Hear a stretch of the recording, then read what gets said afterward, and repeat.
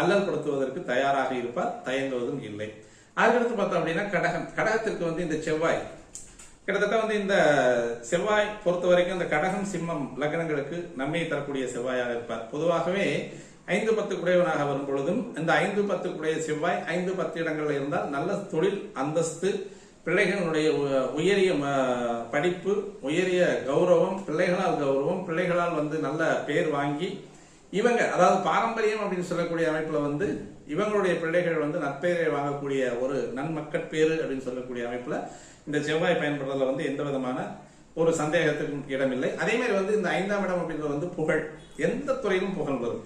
அவங்களுக்கு அவங்க ஆட்சித்துறையில் இருந்தாலும் சரி, அவங்க அரசாங்கத்துல வேலையில் இருந்தாலும் சரி, விளையாட்டு துறையில் இருந்தாலும் சரி, கல்வித்துறையில் இருந்தாலும் சரி, எந்த துறையில் ஈவன் அவங்களுடைய சொந்த துறை அப்படின்னு சொல்லக்கூடிய சொந்த தொழில் செய்யக்கூடிய அமைப்பா இருந்தாலும் குறிப்பிட்டு சொல்லக்கூடிய ஒரு நபராக இந்த செவ்வாய் தசையில கடக லக்னத்திற்கு இந்த செவ்வாய் தசை நடத்திய கொடுப்பேன். ஏன்னா தொழில்காரனாகவும் அவன் தான் வர்றான். தொழில்காரனாக அவன் வரும்போது கர்மஸ்தானாதிபதியாகவும் பஞ்சமஸ்தானாதிபதியாகவும் வரக்கூடிய செவ்வாய் நல்ல உயரிய தொழில்களை அவர்களுக்கு கொடுத்து அள்ளித்தரக்கூடிய லாபத்தையும் கொடுத்து அந்த தொழில ஒரு அப்ரூவல் மார்க் எப்பவுமே அந்த தொழில முத்திரை பதிக்கக்கூடிய ஒரு அமைப்பு அப்படின்னு சொல்லக்கூடியது கடக லக்னக்காரங்களுக்கு எப்பவுமே செவ்வாய் தர தவறுவது இல்லை.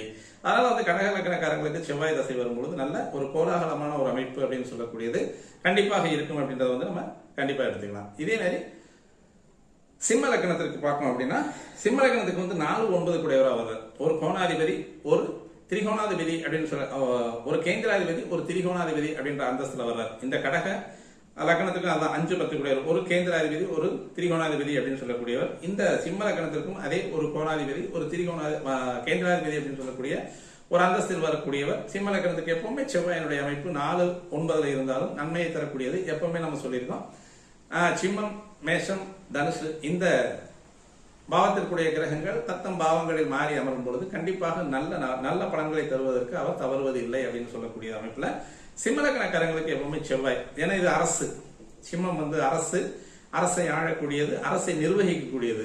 இந்த அரசை நிர்வகிக்கக்கூடியதற்கு முழு கட்டமைப்பை ஏற்படுத்தி கொடுக்கக்கூடியவன் செவ்வாய். இவரை 9 கூடையவனும் பாக்கியாதிபதியாகவும் வர்றான். வீடு, மனை, பாக்கியம் அப்படின்னு சொல்லக்கூடிய, அதாவது மனை பாக்கியம் அப்படின்றது நிறைய வர்றதுக்கான வாய்ப்புகள் அந்த சிம்ம லக்னக்காரங்களுக்கு அந்த செவ்வாய் தசையினுடைய 7 வருஷ காலங்கள் நல்லாகவே இருக்கும் அப்படின்றத நம்ம தவறாம எடுத்துக்கலாம். அதே மாதிரி கன்னி லக்னம் அப்படின்றது இது கொஞ்சம் காம்ப்ளிகேட்டடா இருக்கும். கன்னி லக்னத்துக்கு எப்பவுமே பொதுவா செவ்வாய்க்கு புதன், அதாவது கன்னி, மேசத்திற்கு கன்னியாவும் விருச்சகத்திற்கு கன்னி, ரெண்டுமே 8-11 வரும். அப்போ இந்த காம்போ கொஞ்சம் கடுமையை தரக்கூடிய அமைப்பாக இருக்கும்.